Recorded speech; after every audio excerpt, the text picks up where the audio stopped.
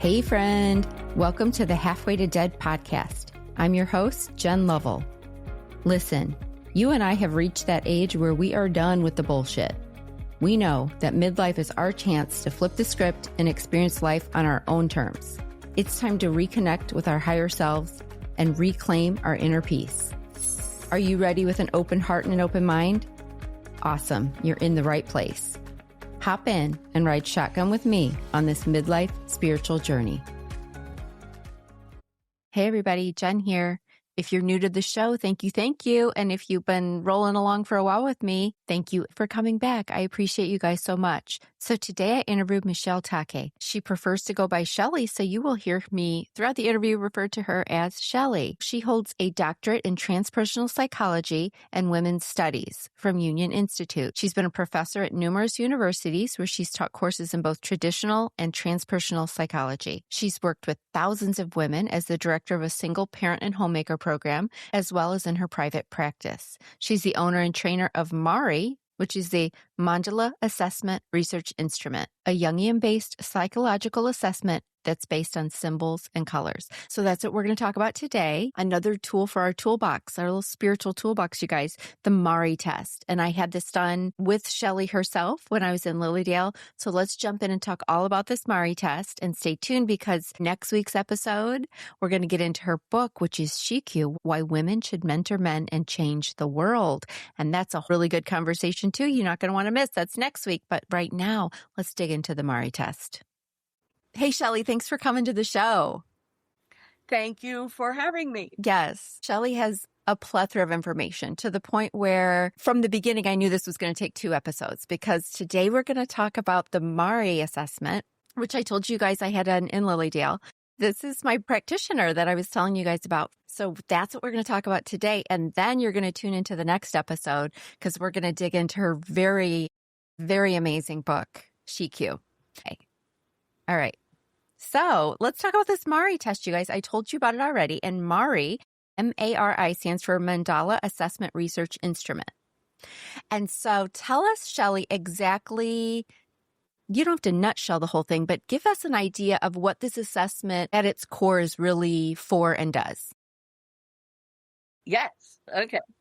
It's based on intuition, on how you know what you know.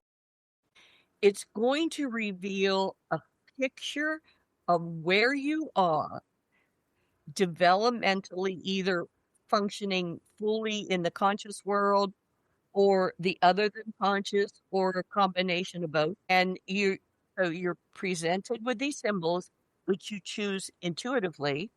Then all the other non-chosen symbols are taken away. The ones that are left are then laid back out for you with 45 colors. At that point, you're adding a color to a symbol, and it's all done intuitively. And why does it work? Because we know the associations to these symbols on an other than conscious level. If you just even think about it, this upward pointing triangle is related. If it had to be related to something in your consciousness, it's related to new beginnings. Okay. Everything is done intuitively. And because we're tapping into our subconscious, unconscious here. Because this goes along with the theory that our body and our inner self knows things before we consciously know them. Exactly. Okay. Exactly. Okay. So it's tapping into that for that reason. It's very authentic to you. So tell me a little bit about what inspired this technique. I know before you told me a little bit about Carl Jung and how the originator of this, because for the record, Shelley didn't originate this, but she is the owner and a trainer of this practice now. Okay. So that's a story in and of itself. But let's go all the way back to when this assessment started, how it started, why it started, because it was Joan Kellogg that started this whole thing, correct? Okay. In the 70s. Yes, in the 1970s. That's when this started. Was she based more in the teachings of Carl Jung, or where was she coming from? Okay. I'd love to tell you. It's actually kind of cool. She was at the University of Maryland as an art therapist. And it just so happens, University of Maryland in the 70s is where Stanislaus Grof was, Ram Dass was, and that's where those psychiatrists were experimenting with other than conscious drugs. In other words, what did we know? What's consciousness? And then they're, doing drugs and stuff like that. And they're like, oh my God, what's this? It's part of consciousness. But Yeah. so they were experimenting with other than conscious stuff. So Joan developed this. And she didn't just develop it with all three symbols at one time or anything. She started with one symbol at each stage, and over time did research and added a second and third symbol. So it's based on the idea that we know it. We know connections to symbols and colors. We just don't know it consciously.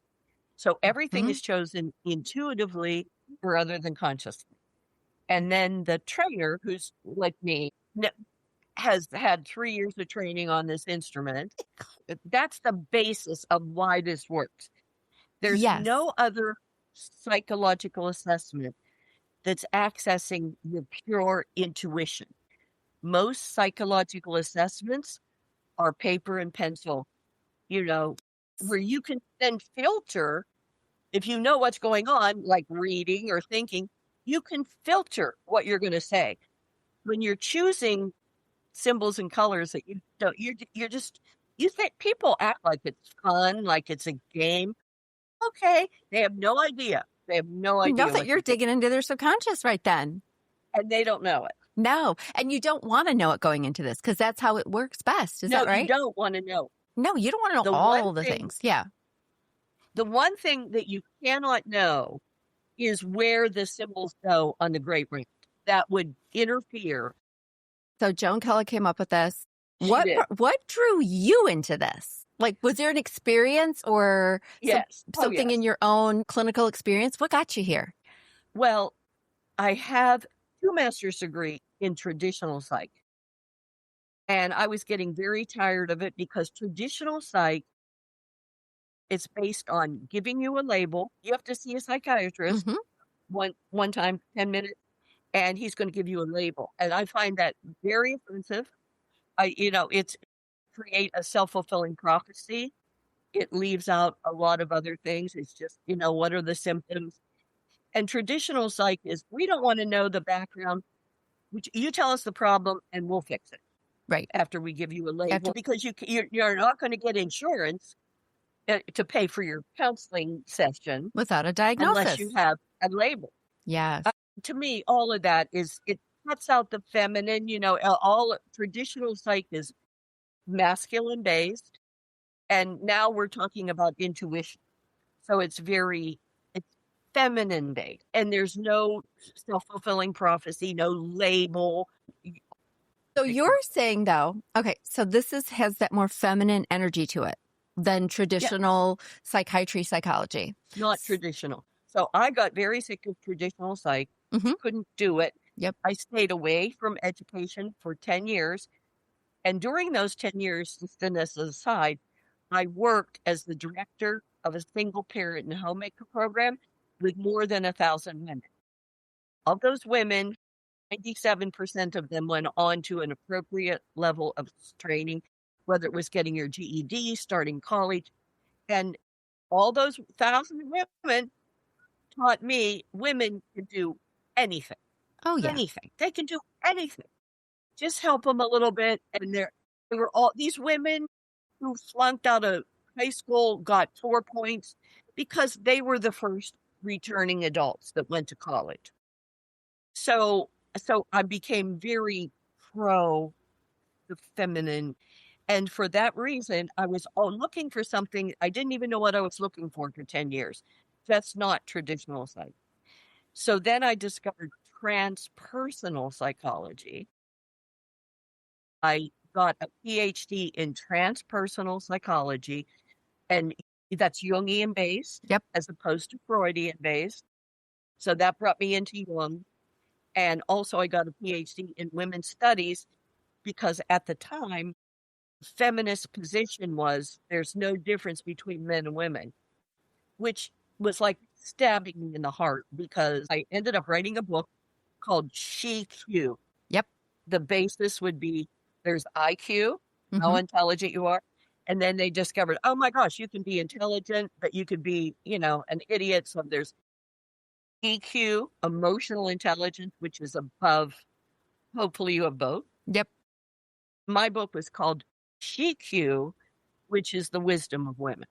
Like it's above EQ. Yes. Women are flat out better at emotional connecting their thinking and feeling. So that makes sense why this testing is really great for women. Like it's right. I mean, it's, of course it's great for both, but for women. And so you found this and you were like, oh, this has to happen. The first time I saw it, I loved it. So my husband and I retired in 1995. Mm-hmm. I had completed my doctorate in 1993. We moved to Virginia Beach, not even knowing that the Edgar Cayce stuff, and they have a school. It's called Atlantic University. And immediately we both got on faculty, and which was transpersonal, mm-hmm. and we were on faculty there for about 12 years. When we moved to Virginia Beach is when I saw and was introduced to Mari, and I loved it. Okay, perfect. So fast forward, you now offer this when you're in Lilydale. So I told you guys about her little place. So she's in charge of the Angel House, right? In Lilydale. My daughter is now. Okay. Well, you hang out there though. You do the Mari test. I live there, but I don't run it. I used to run it. Okay. Well, this is where she's located. If someone's planning a trip to Lilydale, listen, you can walk up on the porch as a sign-up sheet, but you'll come for your appointment. And this is the porch I was telling you guys about that has like the velour couches and just a cool vibe. And so let's walk through the logistics of it. So the first thing you do, like she told you, is there's a piece of paper with just a circle in the middle of it, a perfect circle. And then you're left with some art supplies, some crayons, just some pastels. Pastels. Oil pastels. Okay, pastels. And then you give me about 5 minutes, right? To just 10. Ooh, a whole minutes. 10. It felt quicker. Okay. Basically, you don't have to be an artist. Like people get nervous about the art aspect. No, just pick up whatever color's calling you. Color, draw inside the circle, outside the circle, whatever you feel like doing. You're just going to, It's just free play. This is just like being creative. Yep. Just right brain creative. What am I feeling like doing today? So then you go into the other room and I handed that picture to you. And then when you first see that, are you thinking, ooh, I know some things are coming up right now? Like, you can already tell something. Okay. Yes. Jung did a mandala for all his clients all the time and himself also. So what does the mandala, what does it represent? Why are we using the mandala? Well, it's thousands of years old and it's in a circle. So the circle as a symbol, just the circle, has always been associated with the concept of self and or divinity. Okay. So you're filling it. So even if you choose to go outside the pencil drawn circle on the paper I give you, it would tell me, okay, this person's consciousness goes beyond their daily waking consciousness. Because they don't feel the need to stay in the lines. Is that what kind of, yeah. It's, when you're trying to talk about intuitive, hard to say what is it that prompts that. Something makes you go outside the line or something makes you reinforce. So for example, if I looked at the drawn mandala and they have a heavy dark line, they reinforce that pencil drawn circle. That's like, those are my edges. Like somehow just seeing a pencil drawn circle, it's self on some level. And if you were to reinforce it, it's like you're a person who needs heavy boundaries between yourself and what's not yourself. What else is going on? Okay. This is going right back to like tapping into our actual self, whether you want to think of it as your highest self, yourself, your core. This is what we're doing, right? With this whole test, really. There is a stage that's just talking about your higher self. That's just one of the stages. there's 13 stages. Yes. Okay. So we're tapping in. This beginning mandala is really just tapping into our self, right? Like our core self. Okay. In a simple way. And then here's what happens next. You get presented all of these cards with all of these shapes on it. So we're talking about one might have a triangle, one might have a spider web, one might have just all these symbols. How many are there total? 39. There are 39. There's 13 stages and 3 different symbols associated with the qualities at that stage. Mm-hmm. If you pick, say, new beginnings, the upward pointing triangle is like a good one, like I am so ready to go. It's associated in human minds as I'm ready to go. But there's another one that looks like a little embryo, like a little comma. Yeah. You don't think of it until somebody would point it out to you. But that it's also, an embryo.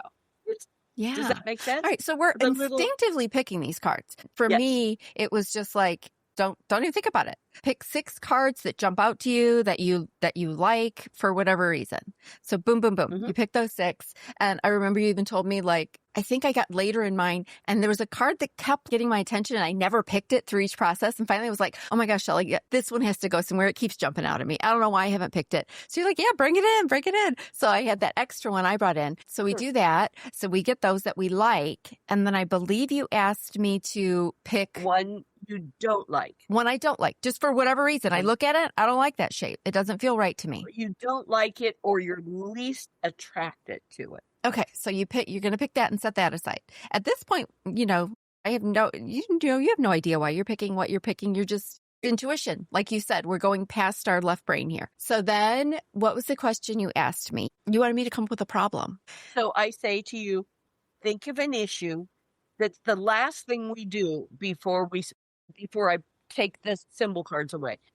Think of an issue in your life. And I have a little way to talk about it. Think of it like a train, see if you can put it into one little sentence. Help or guidance for fill in the blank. Yes. Okay. Fill in the blank. You don't tell me what it is.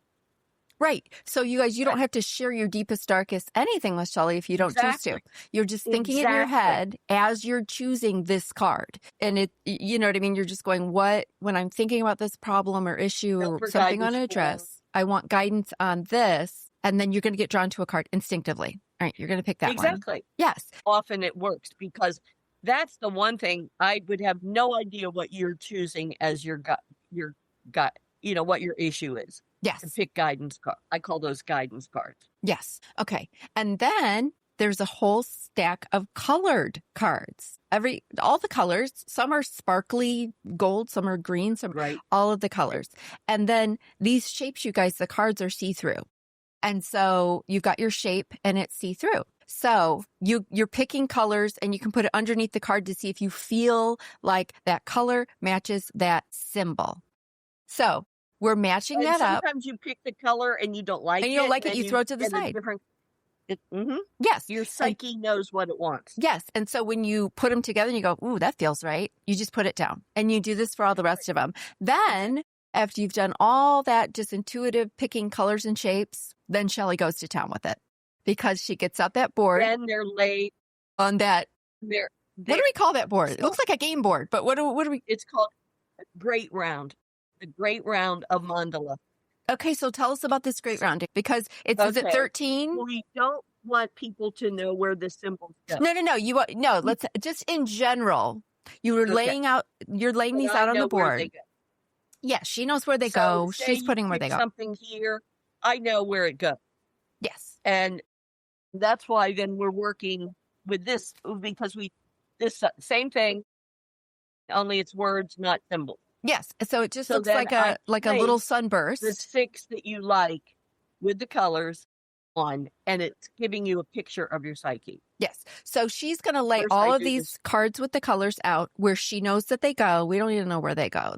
We don't want to know before we do test. So she lays them all out. Okay, and then she interprets this whole thing for you guys. So what kind of information comes out of this for people? Like what kind of guidance will we get after you've interpreted all of this?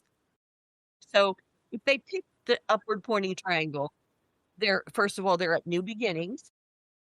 And of the 3 symbols, the upward pointing triangle is like, so I could give feedback like, oh, but does it make sense that you're starting something new or thinking something new, looking at something in it, something new, could even be pregnancy. It could be any level of, but a new thing is here. And the upward pointing triangle is you're ready to do it. Whereas the little embryo is you're pregnant, but you're not, you have it in your mind, but you're not going to give birth quite yet. Quite yet. You're going to need some help. Yes. And then So does that's the the rest way of I the would- charts start to lay out other, like the, Yeah, and they all work together. You have to, you're looking for the gestalt, the whole thing, not just one thing sticking out. no, one card by itself does nothing. It's how they all team up together on there. And where does this problem card come in? The problem. The guidance. Yeah. Okay. Well, there's dislike and then there's the guidance There's card. 3. Right? Yes. First, the 6 that you're attracted to that you like, and then 1 you don't like, and then 2 guidance cards. So, first I would do the 6, and I would talk about how they're related to each other. Yes. And any questions or anything before I bring in the dislike card, because now the dislike card has to fit in with the rest of it. And then the last thing I would bring in would be, don't tell me your issue, but I'm going to tell you that what 2 things, 2 ID symbols and colors, so information for me, you chose as guidance for an issue that I don't even know what it is. Okay, so let me throw this at you. So if it was the spider web with sparkly gold underneath, what would that mean? Down here, spider web goes here. Yes. Sparkly gold is associated with this stage right here, which is in the world but not of the world. The spirituality, because it's not opaque. Sparkly gold, there's no bottom to it. It just keeps going and going, like divinity or infinity, right? So a lot of times people would pick this one because they've been there, and yet you can't live there. It's a very important aspect of your personality, but there's also the world. There's the whole world.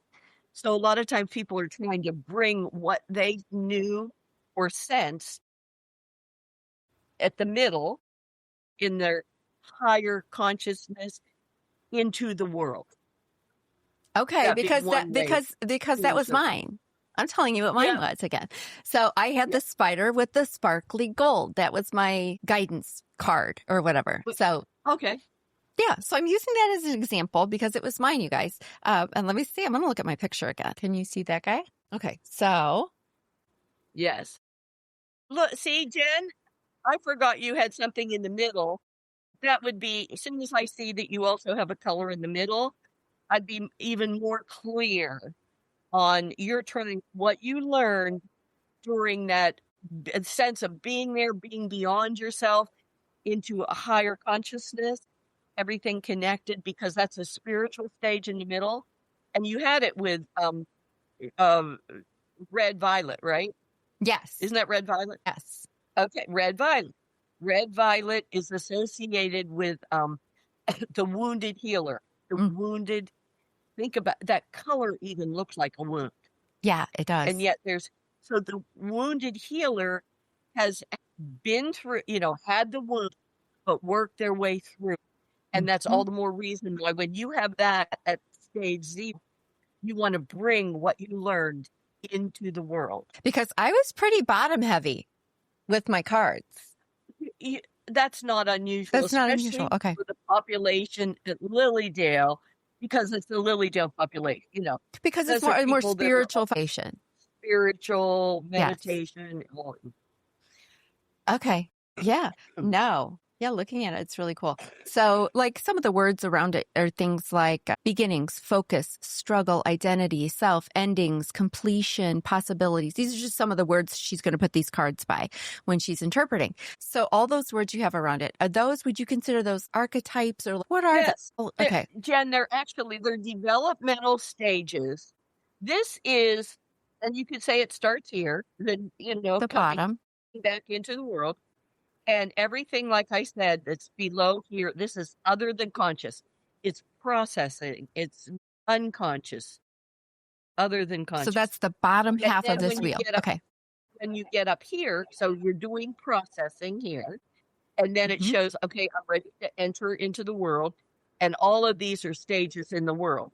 And the whole thing is the heroine's journey. So is And we this, do it again and again and again.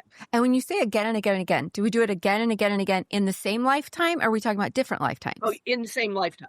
Okay. Mostly. So we're going Mostly. around this That circle will our show entire up. lives. Yeah, because, for example, right here, this before here, this is the end of a cycle, Mm-hmm. and it's completion or transformation, completion. Everything comes together. It could be anything. It could be my last child finally is out of the house. It could be I finished my degree. I just had a baby, whatever. And because things change here, then when you're ready, you'll start again. This feels like a good link to us midlife women because a lot of times Definitely. you get to that completion phase. Divorce. Yes. Yep. Divorce, empty nest, not happy with our career anymore. There's a lot of things that go on right about that time where I feel like it would be common for a lot of midlife women to be in that phase. All right, what's next? Yeah. What am I going to do next? And that's a big population at Lilydale. Yes. But it could have any time. And you could be 22 years old and just graduated from college. Yeah. Completion. No. It can be any age. Again. Yeah. Any.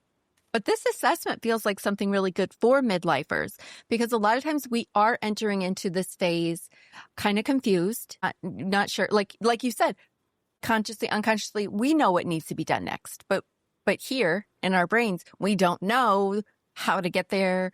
We haven't fully embraced it yet. So that's why I think this is really great because it's simple, you guys. It's shapes, colors, and then you let your interpreter do all the work. Your trainer. Yeah. Yep. My client doesn't even have to talk. I just give feedback. But I do it very open-ended. Does it make sense that there's been a sense of completion in your life? When I say that word completion, the person is free to bring any way they interpret completion into that. Right. And usually your first thought is probably the right thought. Yep, I did just finish. I did just get divorced. My last kid did just leave the house, right? I did just quit my job. Whatever. Whatever they say. Yes. So does it alter your reading if people are telling you, yes, that makes sense, I just got a divorce? Are you intuitively pulling then more if we speak, or does it even matter? I would say it certainly helps to get positive feedback. But if they say that really doesn't make sense, then I'm going to try harder. Yeah, you're going to look more into it. Yeah. Each stage of development has many, many aspects. Like a new beginning can be anything. Mm-hmm. It could be, I'm thinking differently. Yeah. This isn't really therapy. This is a tool, right, that you can use in a therapeutic setting. So is there a certain therapy type or different things that this pairs really well with? Like there's IFS, there's so many different types of therapy. Is there something that pairs well, or would it pair well with almost anything? I don't know.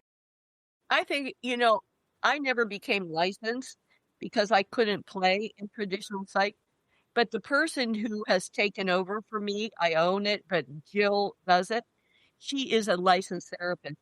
And she builds in doing Amari into one of the diagnostic sessions that will get paid for by insurance. Yes. So this could be one of the early, like when you're first getting assessed by someone new. This could give some really good insights, right? Into where you're at. I think you could do therapy with just Mari, but no, yes. I love the sound of it because you're going to get these results. or, you're going to get the interpretation. And then as a therapist, does that give you a direction to go? I mean, really? And fairly quickly, it feels like. Instead of spending 10 weeks talking blah, blah, blah about your life, you're going to get right to it. You're going to be like, this is what you got to work on, Jen. It shows up on the MARI. You don't, and also there's no filter. You don't have ego filter to what it's going to show as opposed to talking about it. Because with traditional talk therapy, you're talking, but you're also filtering yourself. Right? As you're talking with your therapist, you're filtering yourself. Maybe you're not comfortable yet. So you're going to wait. Maybe you don't even realize what your real issue is. And it's going to take a lot of weeks to get there. Similarly, since I do one session, I try to wrap up the whole thing in one session so the person goes out the door and they feel good about them. That's important to me. Yes, that you feel some direction when you leave. Give a person a label that then they walk out. That's horrible. I want them to feel it's a sense of completion. However, if you're in longer term therapy and you're doing MARI at session 2 or 3, you might see things on there that you're not going to address until session 7. Sure. You want them to have a stronger ego base to deal with that. Yes. Does that make sense? Yeah, that does make sense. Yeah. Because the label thing, I don't like that either. When you say the label thing, and what we're saying when you say, like, you go to your psychiatrist and you get a label, you walk out and they say, you are bipolar, you are ADHD, whatever. Then, because they're a professional and they spend a whole 10 minutes with you, right? You go with it and you start down that road and you start to feel like, well, what does that do to a person's brain? Right. Like it feels like a lifelong sentence all of a sudden, right? How do I come back from this? All right, well, I guess I have to take meds. I guess I have to because this person said it. So I love that this bypasses that whole theory. You don't end it with, you need meds and I think I'm just saying bipolar, like whatever diagnosis, right? I think you have major depressive disorder, whatever. Instead, you're just looking subconsciously first and you're really getting to the issues you need to deal with that maybe you didn't need a diagnosis. You just needed to work through your shit. It makes you question the whole basis of psychology. Yeah. Because it's supposed to be the study of the soul. And it's medication and labeling. Yeah, that's what it's turned into. So I think we're getting ready. To a therapist it is. But I think we're starting to turn a corner. And this is one of those tools I feel like that is going to be helpful for that. Because like you said, if we can return more to the feminine, what do I want to say? It can only get better. I'm thinking it can only get better, which it can, but it could be more balanced. It could be more balanced. Yes. Instead of such a masculine diagnosis, medication, go be on your way. You're fine. Right? Like you get that feminine intuition side going and then it feels like this resonates more. And I think this is why I feel the pull that this pairs well with spirituality, which is great that you're doing this in Lilydale because that's pretty much who's coming to visit. But if you're not someone who is going to Lilydale, you're just stuck wherever you're stuck, you can still find a practitioner to do this with you and you can still get benefit of this because I think we have to start turning into our intuition and digging into those traumas and some of the other work that we do, when we're in a spiritual awakening that I have found personally to be far more beneficial because I did a lot of traditional therapy in my younger years, right? I was trying to heal some stuff. And I think that with some of this spiritual stuff, even like the hour-long learning about this MARI, feels like years of therapy all at once. It just, you know what I mean? It is. It really does. But you feel leaving like... It's kinder. It puts it in a kinder context. Yes. And there's a whole picture all at once, you guys, for you to leave with. It's not like you leave your hour from therapy and then you're worried till the next week. You have to pick up from that spot and go again. And you're like, when are we ever going to get to a breakthrough? And you just never know. This was a complete picture all at once. And of course, it's not a one and done. Like if you got some serious stuff going on, you're not just going to get one MARI reading and your whole life is solved, but it's a super good starting point. I don't know. Shelley, am I right? I'm just going on and on here like I know what I'm talking about. Very comprehensive. Okay. Very comprehensive. She's got the PhD, guys, not me. But I'm giving my insights into how I felt about when I had the test done. And again, I don't have any degrees to stand behind with what I'm saying. I just know how I felt. as the person receiving this test, this service. I feel like I want to do it all the time. That's my personality. But does it change? Like if I came back 5 years, it will change. I mean, because we're constantly going around that circle. Yeah, because we're always starting a new developmental cycle of life. 6 months is more than once a year is good. Yeah. 6 months is good. Because the bottom line is, it's going to still be valid as long as you're not doing all this research into every symbol. Don't worry about researching any symbols or colors, right? Because as long as you're just using your intuition to choose those each time, it'll be valid, right? I think, would it not be valid if you were overthinking the shapes? No, the reason that you chose the shape that you did initially might still be the same reason you're going to choose it a year later. Yes. But the most important part is don't overthink it. If you've already done one and you're getting a new one, just walk in not caring a bit, right? You're going to do a cute little art project and then you're going to pick your favorite shapes and colors. And one, like you said, I would know now going into it that you're going to ask me about one guidance issue, right? But that doesn't mean it's going to skew everything. I'm just going to come in probably more prepared with what that guidance I'm looking for is today. But I'm still just going to randomly pick. And Jen, before I just deal with the 6 cards first. And I don't go on unless I always say, you have any questions? Is there anything you want to ask me about before I bring in your dislike card? Mm-hmm. That's going to bring in another element. Then I do that and we talk about, do you have any questions before I bring in your guidance cards, which are relative to a question you asked that I don't even know what it is? Yeah. So I'm always checking with them. Yes. And I won't proceed if it doesn't make sense. Okay, yes. That makes total sense. And then you leave with your little artwork and your recording of everything that got said, right? Okay. You take a picture. You can either record it, but you can certainly take a picture of your completed with, where you're. Yes, I took a picture of mine. Anything that stands out in your mind or any particular, obviously, I'm not asking you to out anybody on their business, but is there any particular sessions you've done that really stand out to you as important or valid or that helped a person with their direction in a certain way? Do you have any examples? Okay. So as I said, I can tell so we're out on the porch and that's where people are doing their drawn mandala. Mm-hmm. And then they come in my office so that we have no privacy. Right. So I'm looking at their drawn mandala when we go in before they've ever chosen anything, right? There's you can imagine there's meaning associated to color. So for example, if you have a lot of black is, I'm putting it out here. I don't want to think about it. It could be negating in most cases. Mm-hmm. In most cases, you have to be careful.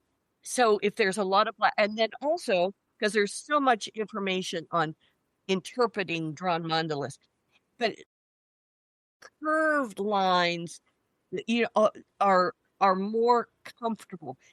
Jagged, if you see jagged lines like this, especially with black and maybe red, danger colors almost. Yes. You look at it and you go, a lot red of flag. Yeah. So I was doing it with a guy, and I knew it was bad, and I know enough about psych that I knew if he walked in with the mind state he had into a traditional psychiatrist's office, he would have been institutionalized without question. Okay. And even to the point where I said, I'm glad I get to give you my feedback because it's tough. You've been through tough stuff. Yep. And you're not done with it. So we talked about it, and I got him to a point when he was leaving that he felt good about it. I could point out places where there was like new green growth coming or movement towards some kind of a new beginning, a new understanding, that kind of thing. And I gave that to him. And I know it made him feel better. So 2 weeks later, I get a phone call, and he said, Shelley, this is, somebody. And do I remember him? And I said, just like that, I'll remember. The things on either end, either the super major, spiritual, wonderful, or the really tough one. And I said, yeah, I remember. And he said, I just have to call you and tell you, because not only did you change my life, you saved my life. That's what I was going to say when you were telling me that. It was so bad, he was going to check out. You know what? When you were saying that to me, like that popped straight in my head. I was like, oh, I bet he was thinking about taking his own life. Yeah. Yeah. But you gave him that hope because you saw in there that there was new growth. There was better things coming. And so that gave him that little glimmer of hope he needed at that moment that, okay, it's going to get better. That's what I'm looking for. In a drawn mandala, I'm looking for like little green leaves that start at the bottom and start moving up. You know, people think, okay, I'll just put some leaves on here. They don't know what they're doing. But when you see something like that, moving up toward a new beginning, it's like, it's a symbol is worth 1,000 words. Yeah. It's amazing. It'll show up there. Because even beyond the mandala, probably the cards, the colors, everything, when you laid them out was like, ooh. Yeah. A lot of tough stuff. Yeah. But here's the thing. It's not just tough stuff. You see the glimmers of what's coming. That's that circular motion. Like you said, we're going to go around and around it many times in our life. So if we keep that in mind, like it's not linear. You're in a tough spot right now, but you're going to come out of it and you're going to whip around this whole thing again. Yeah. Regardless. That's just how we're built, right? I don't know the psychology behind it, but it's going to happen. That's a Jungian perspective that is not illness-based, whereas psych is problem-based, Yes. Yeah. They thought up new positive psychology in the 90s, and that was the most popular class at Harvard. But that was new coming into psych. Right. Psych can be very negative. Oh, for sure. Yeah. Yeah. Which is not helpful in my mind to anyone. No, that seems counterintuitive, that whole theory. Yeah, it really does. So did you meet anyone? Did you meet anyone who was, like you said, you remember, to the other side, like so open and spiritual? And what are we talking? What kind of level? I love hearing about this stuff. What was that person like? They pick, like you did, Jen, they pick the sparkle cards, and they have sometimes 2 or 3 at that stage that represents spirituality. And then a lot of times, interestingly, because there's a stage as you go in you're above the world here, and here, identity, which is very nice for people to pick, especially if they put, like if a person put yellow at identity, that's self, that's ego. That I hate the word ego, but that's okay. So I would, and for the yellow associated with clarity, the electricity, the mind, knowing, thinking, cognition, I would say you have a good sense of yourself, and you're a thinker. You're a thinker. Okay. Yeah. That kind of, so whatever. But a lot of times, if people have a lot of this aspects, they don't even have. They know they don't have to pick identity. They don't have to be there anymore. Just like Buddhism, Yes. No self. Yep. And more they be involved in what I put out into the world. Yeah. There's a interesting absence of a need for a sense of self. Right. Yeah, that's really cool. And I've had many people like that at Lily Dale. And when I do, I should say it's an honor to do this with you. Okay, so have you had anyone come in that was, say, at Lily Dale, and they're one of the psychic mediums or someone who presents themselves as very, very spiritual, but then their cards didn't really reflect it? Yes. And I think that's part of the reason why psychiatrists won't do Mari, traditional psych won't. It's too accurate. Yeah, because you can't bypass the results. You can't really talk your way out of it, into it. Into how you want to be perceived. It's showing up. Why'd they pick that anyway? Why'd they pick it? Yeah. If this whoever gave me feedback and said that's not right, I'd be like, okay. So then you chose this color with, what about this color drew you to this color? Yeah. Yeah. How come it's not clear green, but it's a muddy, toxic green? Kind of because the shade of the color too. Like you're picking a green, but there's shades. There's a bunch of shades of green, guys. Yeah. There's a difference between the lime opaque green and the see-through, sage green or whatever. They have total different meanings. Green and yellow green. Yeah. But they're both fruiting. Yeah. So Would this be a good indicator if someone is spiritual bypassing? Have you heard that term? Spiritual bypass. Where someone... Well, the whole thing with spirituality, that's spirituality. That's a big thing there, It's a big one, yeah. Yeah. I'm saying someone who maybe had their ego, they held themselves in very high spiritual esteem. They are a psychic medium. They feel very ascended, very far along on the path, almost to a point where they feel like they're further than everyone else, right? Which isn't very spiritual, but yes. And then the cards lay out and you got to break it to them that they might have some more work to do. They're not there. Yes, and a lot of times, even when we're just introducing, sit down here, talk, just last summer, I remember doing it with a guy, and that he was presenting that he was very advanced. Yes. So I knew when I gave him feedback, because I did not see that, I'd say, there's some pushback. I know you just told me that there's many aspects of this that you're in.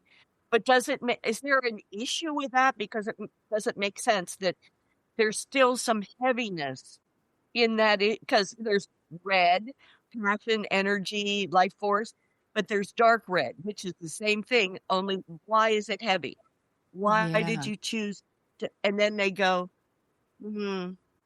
At that point, it's up to them whether they want to own it or not. Right. Because my thought is, if you are as in touch with your own intuition, right, and as far on the spiritual awakening as you say you are, you're open to that feedback. I mean, I would be he like, was pretty open, actually. Okay, good. I knew I had to be real, real careful with him. And so I was going in very carefully. And he was like, you're right. You're right. I've always had an issue around that aspect. Right. Yeah. So then, you got to go back and do a little bit more work on some stuff, right? Which is just part of that circle anyway. You're just moving through the little sunburst circle. That's all. It's not a bad thing. I don't think there's a bad reading, right? It's just getting to know yourself. There's not. No. There's not. Yeah. You're not, just for anyone who would be nervous, like you're not going to have to go in and you will. Have you had anyone come out where they're like devastated? No, because there's always glimmers. That would be my fault. Yeah. My thing, and when I train people, and I'll say this, Jen, I know that there's light and dark. I know that. Yes. And Jung had shadow. But I personally, after working with women and the Mari and understanding, if I err, I will err toward the positive. To me, any psychological assessment could have potential error. If I err, I'm going to err toward the positive. Well, absolutely. Yeah. Erring to the negative feels like that already happens in psychiatry sometimes. We don't want to do that, because I can't tell you how many people I've spoken to who've come back from a psychiatry appointment or a therapy appointment feeling worse about themselves. Worse. Because of the diagnosis they got. It feels like a lifelong sentence, right? It feels like, how do I come back from this? Am I going to have to do therapy for the next 20 freaking years? You know what I mean? And maybe not get anywhere. I like things where you leave with a light at the end of the tunnel and I can do this. Yeah, I can get past it. And God knows, when you give a little bit of help, like those 1,000 women I worked with, for just kinder words. Yeah. Like I could point out, look, okay, yes, there's a lot of heaviness over here on your Mari, but also you have some healing going on and some clarity. So how does that factor into how they feel when they leave? Like, I can do that instead of, oh God, I can't do it. No. Yeah. I left mine wonderful when I left mine. I was like, I loved everything, even the negative parts. Like, because I knew there were, like, I know that there are aspects to myself, and everyone knows this.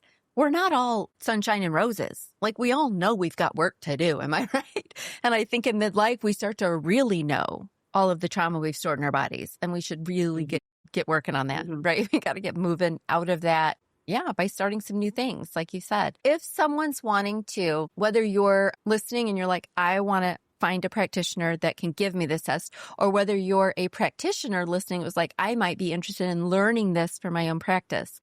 I'll put links in the show notes. And so this is just another tool, you guys. I like to present you guys with all the things that may help you in your journey right now. And this is another one of those things. And I want to listen, I want to ask you, this is not Mari related at all. Okay. Okay.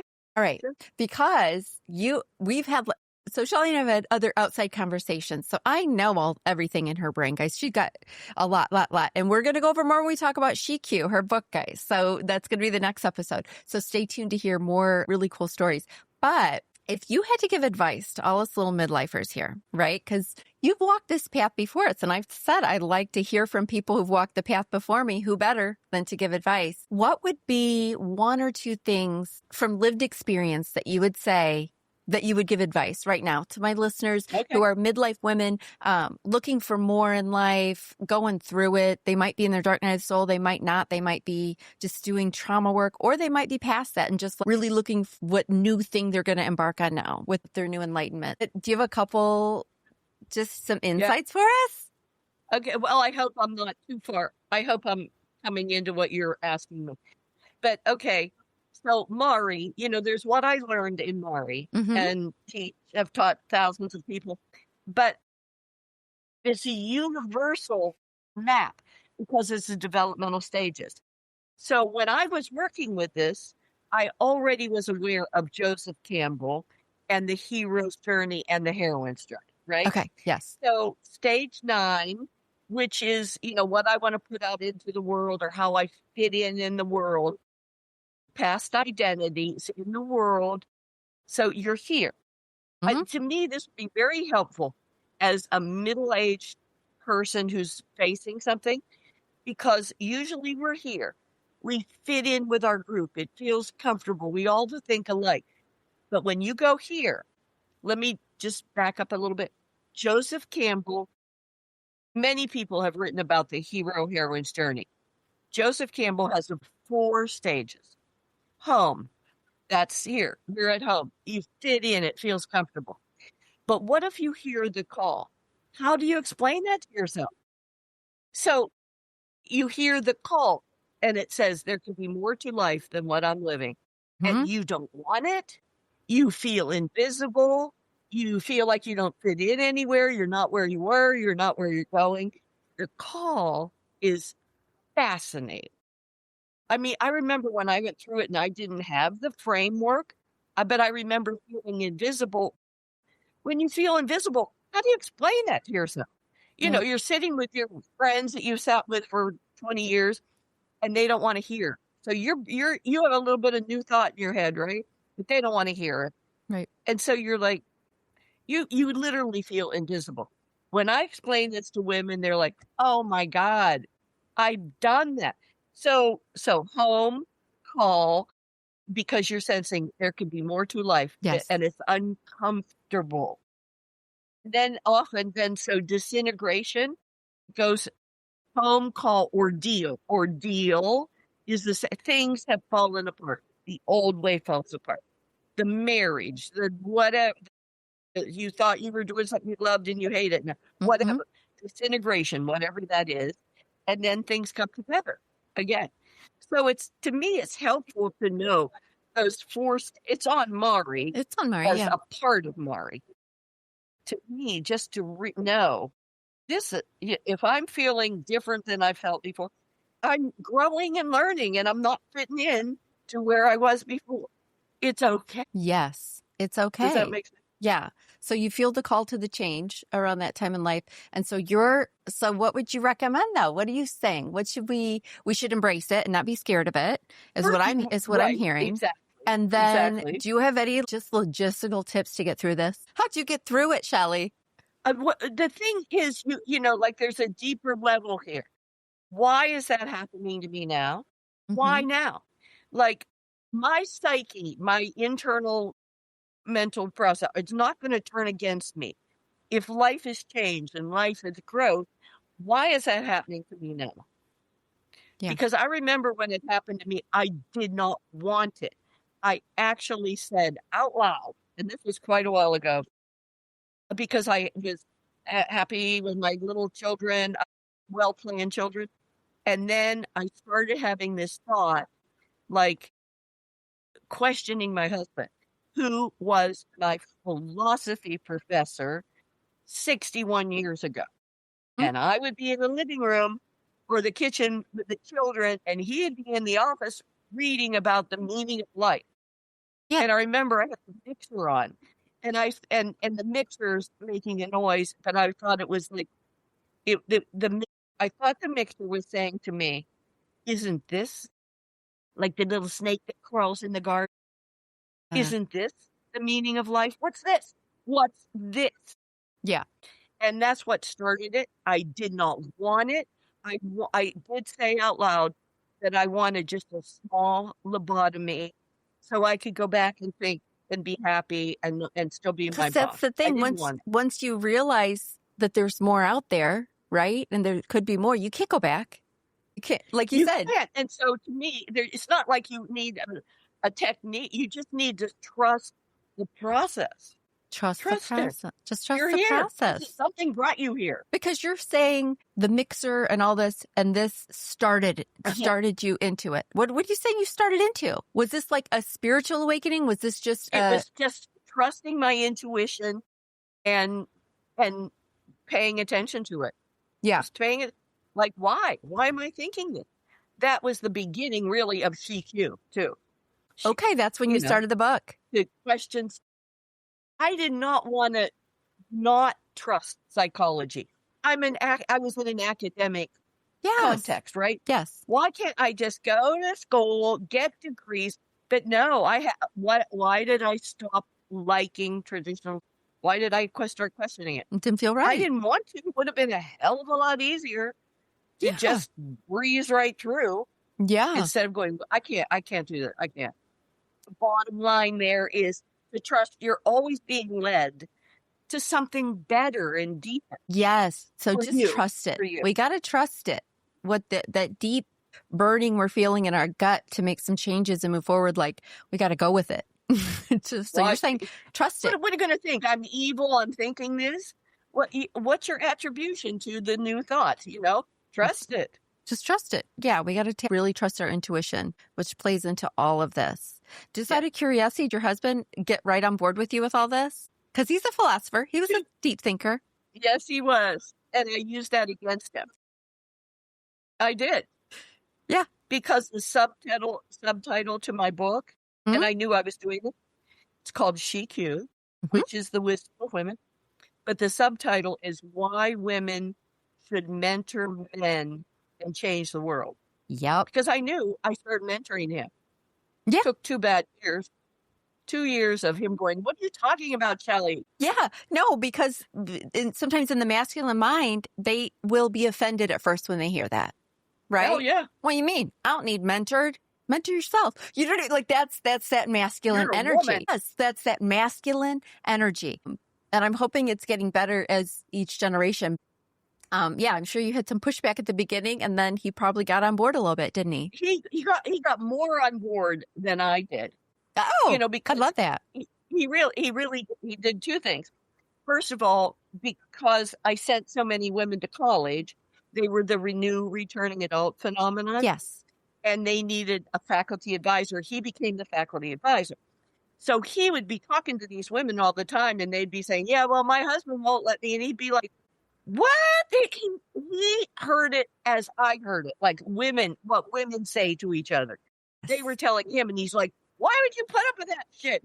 Whereas I would be that, Yes. And then the other thing is he gave 2 talks at 2 different years at the one-day women's conference. One was called Confessions of a Male Chauvinist Pig. I didn't tell him to do it. And the other one was Why Men Are Clueless in Relationships. He got it. He got it. You did. You did mentor him. You're proof this book theory works. Oh my God. All right. Well, we're not going to go deep into that, but there's a nice teaser, guys, because the next episode is going to dig really into this book. It is not a book on feminism. No. And it's not anti-men. And it's not anti-men at all. If you just read that subtitle, you might think that. But I promise you it is not. And there is so much in there. And we're going to talk about it in the next episode. But she wrote this book far before her time because this actually came out in 2012, you guys. But she was too soon. She was too soon. Shelley and I talked about this. It was before her time. We weren't ready for it yet. but it feels like we're ready for it now. So I've been trying to push Shelley to relaunch this book because I think we're more ready for everything in it now. Yeah. Yeah. You know, I was never a feminist. I didn't get it. I didn't get feminism. Because the standard talk at the time was that the feminist position from Gloria Steinem is there's no difference between men and women. Right. But it wouldn't have been easier for me to accept that. But no, I was the only person. My position on feminism is called essentialist, that both males and females have their own essential differences. Yes. I was the only one in my women's study class that had an essential point of view. All the other ones were like, it's a patriarchy, it's horrible, and we hate men, and I don't know. Yeah, because this helps you back up and look at it from a different view. There are differences. There are those essential. Of course, there are differences. Why wouldn't there be? Like, I don't want to be fully masculine, just like a man probably doesn't want to be fully feminine. And this isn't a gender thing even. This is about balancing our masculine, feminine energy. Yeah. This is an energy thing. Yep. And I think we're starting to head out. Skews research, everything. It skews It has skewed everything for women. Yes, it has. And that is not man bashing. That's just facts. It is. It's just facts, you guys. Like, this is what's happened. And so I think we're starting to come out of it and we're starting to wake up and women are taking their power back. I know everybody listening right now is. So you're going to love this book. So we are going to dive deep into GQ, why women should mentor men and change the world. That's going to be the next episode. And you're going to love it. Somebody had to say it. Yes, somebody had to say it, and Shelley did, and we love her for it. And nobody got what I was talking about. No, in 2012, this book probably collected dust, and now I think we need to brush it off, Shelley. We got to get this back out in the world. That was one of my phone calls. It was this book company, because I'm going to re-release the book. You should. I'm going to update it.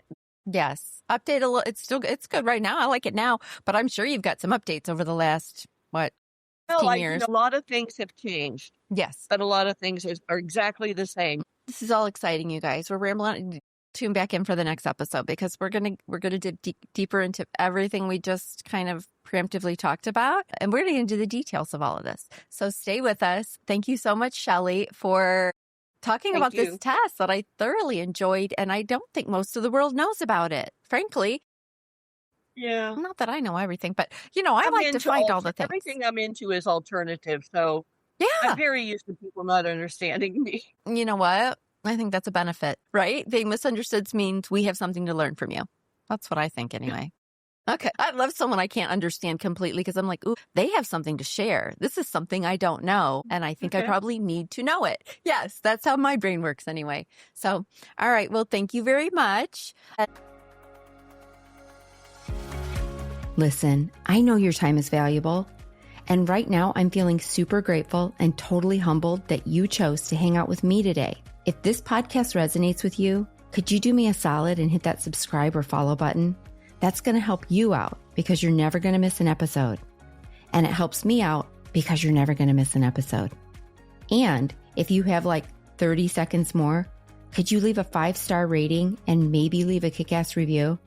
Thank you so much, and I can't wait to continue our journey on the next episode. Oh, and I can't forget the fine print. The legal jargon. This podcast is presented solely for educational and entertainment purposes. We're just two friends on this journey together, and this podcast is not intended as a substitute for the advice of a physician, professional coach, psychotherapist, or any other qualified professional. You get it. See you next time.